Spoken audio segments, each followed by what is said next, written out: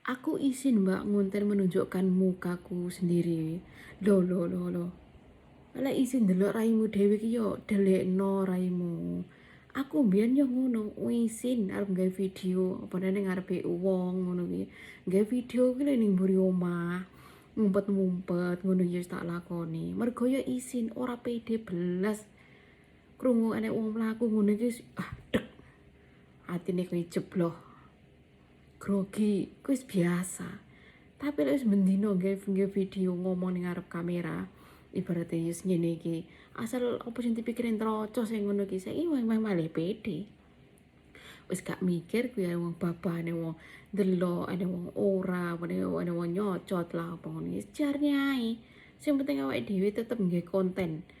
Awake dhewe kan konten kreator. Dadi ati komen wong sing piye ya silakan. Lek wegati komennya wong ya aja dipublikasi, pribadekno tonton dhewe. Ngono ta? Tetep semangat ngono. Aja mundur tapi maju ya.